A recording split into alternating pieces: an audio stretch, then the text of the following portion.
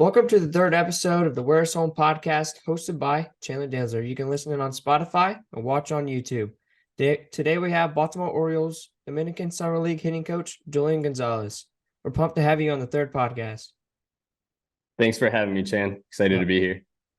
All right, I'd like to start off the podcast with this question. Just tell us who Julian Gonzalez is for the people that don't know.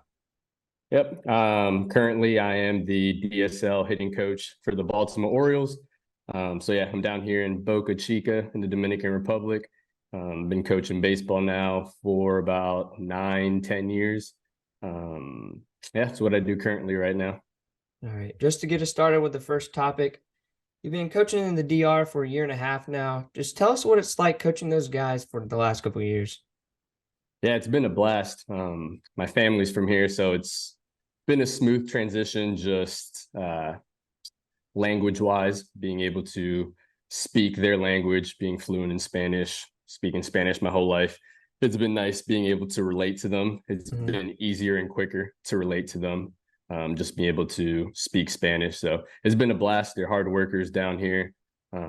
They want to bust their butt off to try to get to the U.S. as soon as they can, that's this season or next season at some point. All right. How has being in the Orioles organization helped you become a better hitting coach? Yeah, it's challenged me in good ways. We have a great staff all the way from the MLB with our 3 hitting coaches all the way down to the DSL with me and our other hitting coach, Jake Ratz. We're able to communicate daily, like, got any questions? I ask Jake, we challenge each other, always trying to learn, trying to become better coaches, creating good environments for the players, and have a great hitting coordinator in Anthony Villa, and just able to shoot him text messages any day throughout the week. Hey man, we're thinking this, we're thinking that. Send him some videos on players and just quick responses. And even our big league coaches, like Orioles are doing well right now, hitting well, playing well, and be able to shoot our big league coaches text messages, and they're more than happy to answer questions. So just the staff that we have and the environment we create, I think has helped me a lot where I'm at now as a hitting coach. That's awesome. All right, the DSL Orioles are about to start off their season in a few days. By the time this episode's out, you guys have already played your first game. What is the coaching staff's main goal for this season? Yeah, excited to start on Monday, like you said. It might sound cliche, but just being down here in the DSL, we're really locked in on just the process of it. Like, yes, we do want to win games. We want these guys to be competitive, but we are just really locked in on the process for each individual guy. So being the hitting coach, locked in on these guys, just having good at-bats. First year of pro ball for a lot of these guys, first year of organized baseball for a lot of these guys. So just being able to control the zone well is, like, I'd say our biggest thing with our staff and our hitting department, with me and Jake down here. Just challenging them with that during practice. Like, hey, we're going to challenge you with some at-bats, getting you guys prepared, see how you guys can handle that. So I'd say that's number one for us with the hitting department, is just how well can these guys handle at-bats. I think that's going to be the biggest thing for them throughout the summer. Yes, other numbers, how hard they're hitting it, their OPS, their slugging, walk percentage, those things are going to matter too. But we're just trying to see how well they can control the zone first year of pro ball. Yeah. All right, can you take us to the process of getting the job in the Orioles organization? Yeah, it was fun and interesting. Cool. I mean, you kind of got to experience it with me being at Trinity. Mm-hmm. I was still coaching you and your brother and the rest of the guys. So post quite a bit of stuff, or I used to at least, on Twitter. And Matt Blood, who's our director of player development, reached out to me one day on Twitter and just asked if I was interested in pro ball. And it was a desire of mine. So I was very quick to respond, yes, I was. And the process happened pretty quickly. So after spoke with Matt through messages, got in contact with Villa, who I talked about, our hitting coordinator. Mm-hmm. And then at the time, Ryan Fuller, who is now our big league coach, was our AA and co hitting coordinator as well. So spoke to both of them like back-to-back days. That happened pretty quickly. And then a couple weeks later, I believe it was, I went down to Sarasota for a couple days for an interview. First day, kind of just chilled, got to meet one of the hitting coaches who was here in the DSL the year before I was. And then the next day, I kind of just hung around the facility down in Sarasota, did some stuff, met some players. And yeah, it went pretty well. The next day, Matt called me and offered me the job in the DSL, and spoke to my wife and decided to take the job. That's awesome. All right, what is something you learned from last year's season that you're taking into this year's season? Patience, for sure. These guys are basically high school kids in the States. They're 16 to 18-year-olds. So anywhere like from sophomores to seniors in high schools. So they're very young. They're, like I said, their first year of professional baseball, organized baseball. A lot of them just a lot of showcase stuff. So last year I was very eager to just see a lot of success right away, just because I was just thinking they're professional baseball players. Like, they're just going to rake, we're going to slug, we're going to hit home runs and doubles, and it's going to be a great summer. And it was a great summer, but there's a lot of frustration because they didn't do as well as I hoped. So just from last summer to this summer, just reminding myself of the patience and the process, like I brought up earlier, like, hey, like 1 week at a time, a couple days at a time, a month at a time. And then from June 6th on Monday till the end of August, hopefully till beginning of September, we make the playoffs this year. Just see the changes that they've made hitting wise, maturity wise at the plate, outside the field as well. Like, being able to see that is what I'm just hoping to see. And just, reminding myself of the patience is going to be the biggest thing from last summer to this summer. Just reminding myself, hey, these are first year players. Even the second year guys are still pretty young. Like, it's going to take time, and they still have a long, long time until they make it to the major leagues one day. So, yeah. What's good, guys? Jace Riglin here, founder of JKR Baseball, host of the JKR podcast. We're ecstatic to partner with Chandler and welcome the Where's Home podcast to the JKR Podcast Network. Through this partnership, we hope to grow his brand and our brand, as well as continue to grow the game of baseball. Make sure to go check us out at JKR_baseball at Instagram and on Twitter. Go check us out at JKR Podcast on YouTube, as well as www.jkrpodcast.com. Through that, you'll go find our other podcasts, our blog affiliates, and our upcoming events that we have going on. When it comes to our other podcasts, JKR Podcast, that's our main one, highlighting a bunch of baseball from across the country when it comes to high school baseball, college baseball. Got some pro prospects mixed in there as well with some baseball businesses. We got Coop Scoop highlighting Indiana baseball as well. Southern Showdown highlighting all of Texas, highlighting all of Louisiana baseball as well. The Why Play Anywhere Else podcast highlighting the Arkansas Sticks, and a bunch more upcoming events coming up as well.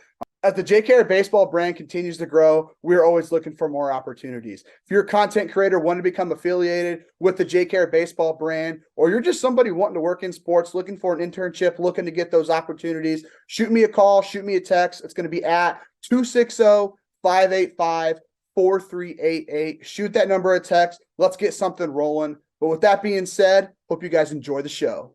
All right, let's move on to the next topic. You started coaching travel ball for a few years, and then you got the job at Trinity Christian Academy in Jacksonville, Florida, as the hitting coach and the outfield coach. You were there for a little over 2 years. Just tell us what it was like and the relationships you built with those players coaching at Trinity. Oh man, I mean, you're one of them. I'm here on this podcast because of the relationship I built with you for sure, right? I got to coach you starting at 13U ball with Murph and the rest of the NBA boys. Shout out to you guys. Congrats on winning the Memorial Weekend tournament, first tournament of the season, and you guys go out with a bang and win it all. So proud of all of you guys. Got to coach like 12 out of the 15, 16 kids on that team, and just seeing how much you guys have grown on the field, grown off the field, how much you guys have matured. Seeing you, super proud of you. Got a freaking podcast now. You're killing it with your web design stuff. You made my cool logo for ABR Hitting. So it's great, man. Just the relationships I've built. Like, I mean, you saw me this whole off season that I was home from the end of August until January. And then when I came back for a little bit, after spring training, and I got to go to your guys' games and support you guys, say what's up, chill with you guys. I text you guys all the time. I'm proud of you guys. I'm thankful for the relationships that I have with all of you guys. You guys have made me a better coach on the field, challenging me with hitting, challenging me how to be able to change things up with different hitters, and reminding me that, hey, all you guys aren't the same. So I got to say different things, different ways for it to click to you guys. And then off the field, you guys have challenged me just to be a better husband, be a better friend, just to love you guys well, being patient with you guys. But yeah, I mean, you guys have been a huge part of my lives. Everybody at Trinity, from the players to the coaching staff. As you know, Murph's one of my best friends. He was in my wedding. And then being able to be alongside the rest of the staff this fall, and for, like you said, 2 years there at Trinity. Think about you guys all the time. I do my best to try to text you guys and see how your summers are going, how college ball is going. So yeah, Trinity and travel ball with you guys. You guys are my family away from home. Yeah. It's great how you can build a lot of relationships just playing baseball and being a coach. Yes, 100%, man. So I always challenged you guys, like, hey, baseball's going to end one day, whenever that may be. Hopefully it's you guys making it a pro ball. Hopefully it's you guys making it college. And when it ends, like, these are your brothers. I mean, how close knit you guys are with NBA baseball. I mean, you, Brady, think of you two guys. You guys have known each other since you were like 9 or 10 years old. And now you guys are going into your sophomore year of high school, and just how close you guys are. You guys are brothers at this point. So yeah, like I always tell you guys, baseball is bigger than just the game. It's going to end one day, and just the friendships that you build are so much more important. Yeah, for sure. All right. What do you think the difference is coaching travel ball, high school, and then now in the Orioles organization? Oof. I'd say for sure from travel ball to high school, you're just trying to showcase your talents, right? With travel ball right now, you guys, especially going into your sophomore years of high school, first of all, and then second of all, I mean, how legit you guys are. You guys are number 3 in the nation, in the US, and like other college coaches pay attention to that stuff. So like from travel ball to high school, travel ball, you're trying to showcase your talents. That's about it. Just, hey man, like, I want to play college ball. This is what I can do. Once you get to high school ball, now using your talents to try to win a state championship, right? So now hopefully with high school ball, you guys are just, which NBA, you guys do a great job, but compared to other programs, hopefully from travel ball to high school ball, now when you're in high school, you're just trying to become a family, become a team to go to states, right? And then from high school ball to pro ball, now it's pro ball, like, you still want to have that culture and you still want to have that friendship, but at the end of the day as well, like, you're trying to move up levels, right? You're trying to make it to the major leagues, which is very slim, right? So the higher you move up, it's a pyramid, and it just keeps getting more narrow and narrow. So I'd say just travel ball is showcasing your talents. High school, now you're trying to win a state championship. And then once you get to pro ball, you're trying to climb each level from, if it's the DSL where I'm at, now get into the Florida Complex League, then single A, double A, single A, high A, double A, triple A. You're just trying to work your butt off to try to make it at each level. But here with the O's, like, we do try our best to encourage the guys, like, hey, yes, you're trying to make it the next level, but why not try to carry along your teammates, which is a conversation that our hitting coordinator Villa has had with a couple of our players. Like, hey man, like, yes, you want to make it to the MLB, but how much cooler would it be if you're pushing your teammates along to try to make it along your journey with you? Yeah. All right. How have you obtained your knowledge of hitting over the past years of being a coach? Oh man, I'd say first probably started with The Science of Hitting, Ted Williams' book. And then after that, just Twitter, man. Twitter has its good and its bads. But I'd say Twitter, I've learned a lot. I mean, there's just way too many coaches to remember that have followed on social media and learned from. But I'd say Twitter started off. And then after that, just reading books, some hitting books, a lot of mental books, a lot of just skill acquisition, like how to learn how to develop your skills better, how to create environments to help players learn quicker without trying to say too much. And then just reading articles as well. And then now being with the O's, just using the coaches as resources. Like I said, like our coaching department is super, super close from the MLB all the way down to the DSL. Like we stay in contact pretty often and just always learning from them. I think is pretty huge. And then just trying to find different things online, whether it be a course or whether it be a new website or whatever it may be. But yeah, mostly start off with Twitter and then just slowly got into books and then just the people around me, learning from them. Yeah, that's awesome. All right. What is the major difference between the DR and Jacksonville? Just like city-wise? Yeah. Oh man. So one, for me personally, just not driving much or rarely, right? So like back home, I'm driving everywhere in my own car. Here we have couple of cars for the coaching staff to use. But yeah, that's one of the main things too, just being a completely different language. So for me, thankfully, just been easy transition to being my second year, one, being fluent in Spanish, being Dominican myself. It's pretty easy just being able to order food and being able to go to the grocery store and ask for help or whatever it may be. The weather is about the same throughout the summer. It's really hot and raining. It'll rain for 10 minutes and then stop raining, as it did today. We were having a scrimmage and it was sunny out, looked cloudy for a little bit, start pouring for like 15 minutes, and then it was all dry. And our field staff did a pretty great job of fixing up home plate.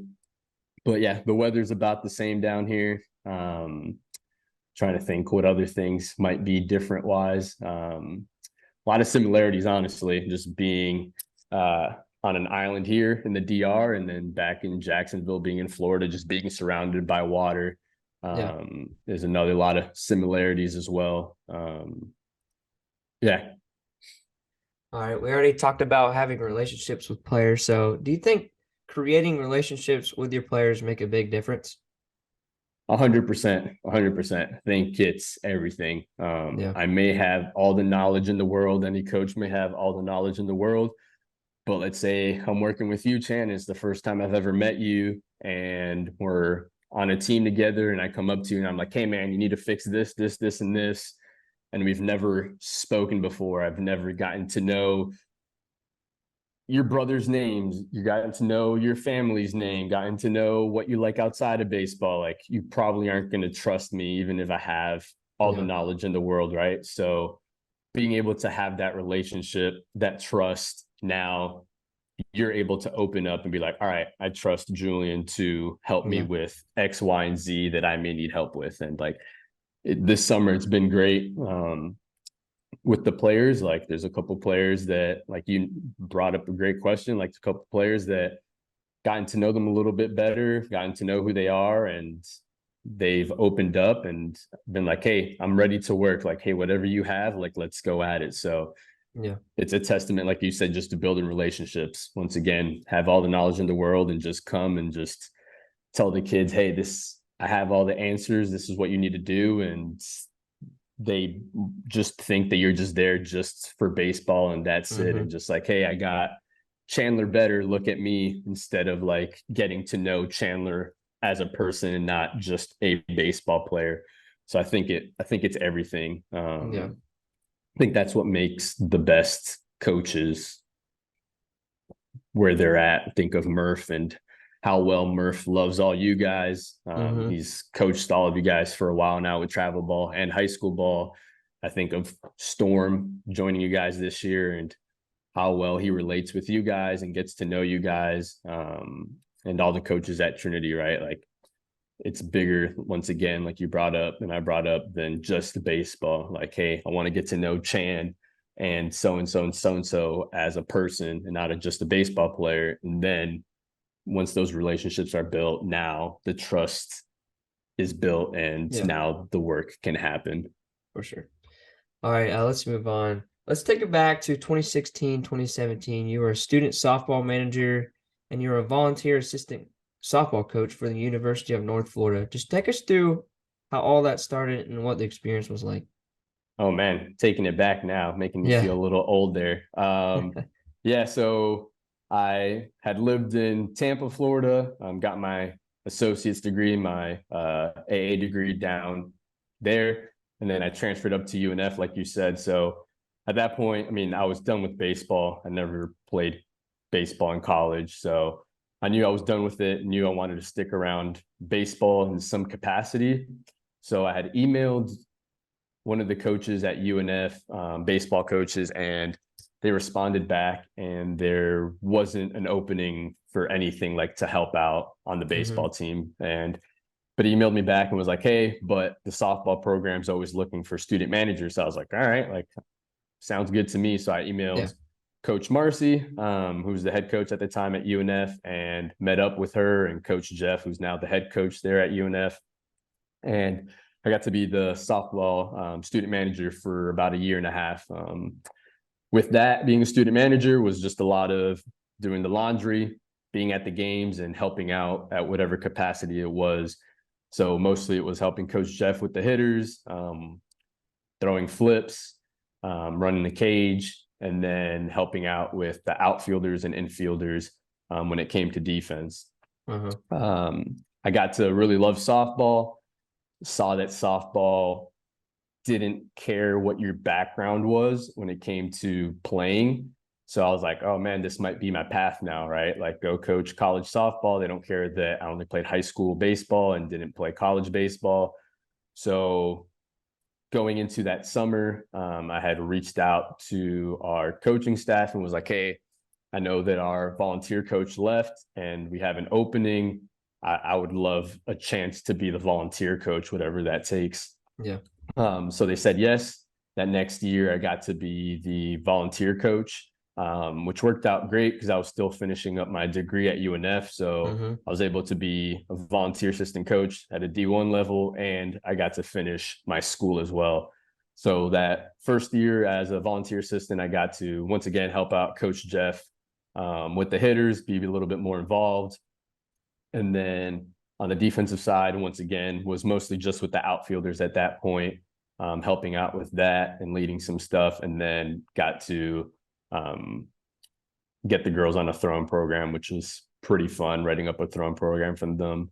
So yeah, that was my time at UNF, and then left that fall, the following year, that fall, and got into high school softball. Went over to Bishop Snyder and coached for a year there, and stayed with softball for a little bit. That's awesome. All right, here's a tough question here. What is the difference of coaching softball and then coaching baseball? Oof. All right. So we'll go with, I guess, just the player aspect of it and then to the hitting side of it. Player aspect wise, softball, one, is just way more fast paced than baseball. Just everything just moves so quicker. The fields are smaller, the bases are smaller, the mound is closer. So everything's just happening. Seems like 1,000 miles an hour. Yep. Super fast compared to baseball, to where pace of play can get slow, which is quicker now in pro ball, just with the pitch clock. But yeah, on the field, just way more fast paced than it was with baseball.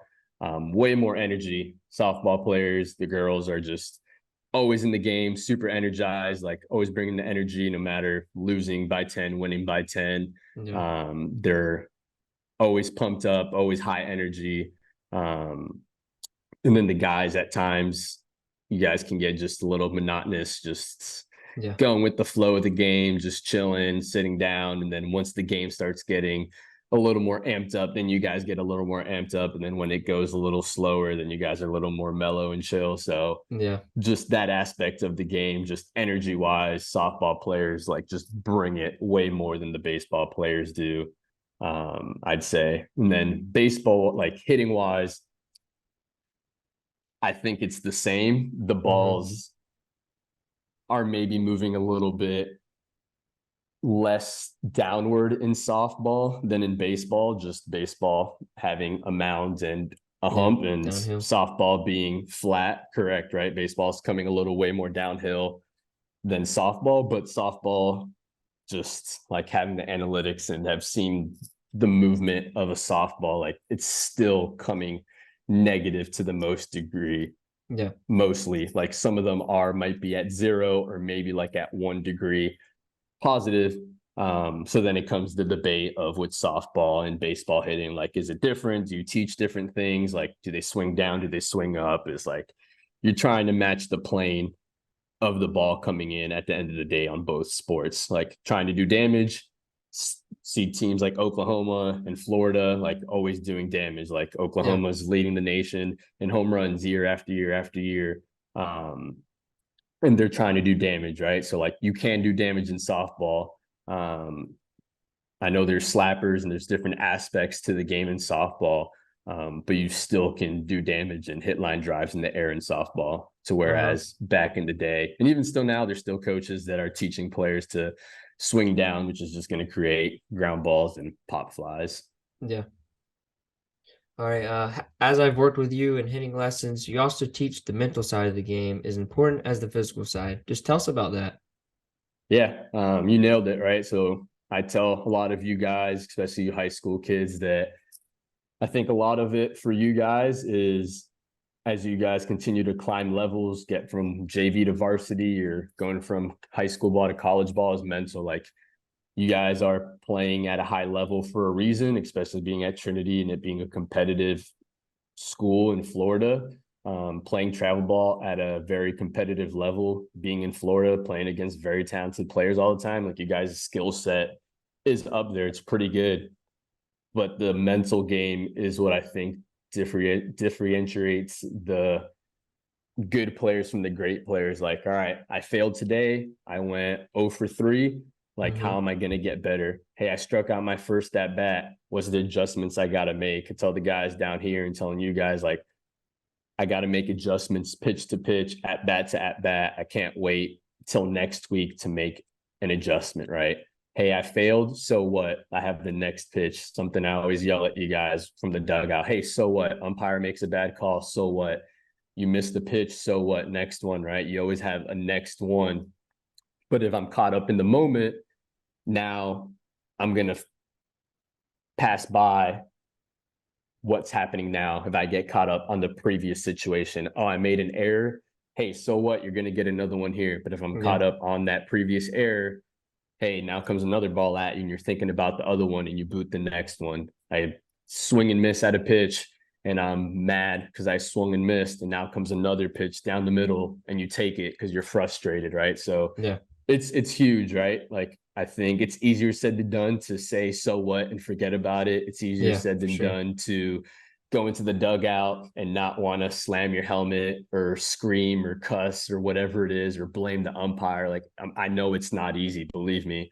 But it's something that you guys should and need to work on as baseball players, high school, DSL guys who are 16 to 18 to AA to big league guys. Like it's huge. And I think it's something that needs to be worked on continuously and something that guys need to take serious for sure. Just as you said, takes their practice and takes their swings and their defense serious, and need to take their mental game just as serious as well.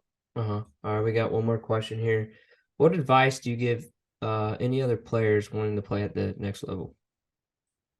Work hard, man. Like, I know that it's cliche to say work hard, and like you have to sacrifice. Like I tell you high school guys, like, you guys are young, you guys are kids at the end of the day. You guys are 16-year-olds, 17, 18-year-olds. Like, you're still kids. Like, you want to enjoy life. You want to enjoy the beach and hang out with your friends and go to birthday parties and go to prom. But there's times where you're going to have to make sacrifices. Like, what are you willing to sacrifice to get to where you want to get, right? So that next level for you, Chan, is starting on varsity next year. What are you willing to sacrifice? Are you willing to sacrifice going to hang out with the homies in the weekend and go to the gym and go hit, and then you can go hang out with them? Are you willing to sacrifice maybe the family going to the beach house this weekend and hey, I got to get my lift in this day, I have to get my defense in this day? So I think the biggest thing is just like, what are you willing to sacrifice? Like, at the end of the day, once you make it to college, like, you're gonna have to sacrifice a lot. Like, it's school and playing baseball and practice. Like, there's not much in between time. And then once you get into pro ball during season, like, you're grinding at that point. You're practicing, you got games, you're having bus rides for 4 to 6 hours, and then you're driving back. So I think, what are you willing to sacrifice, I think, is the biggest advice I can give to players, high school age players that are wondering, like, what does it take to play at the next level? And it's like, what are you willing to sacrifice? What do you want to do? What do you want to give up to try to get better to play at the college level? Yeah. All right. Appreciate you coming on the podcast, and good luck to your season this year.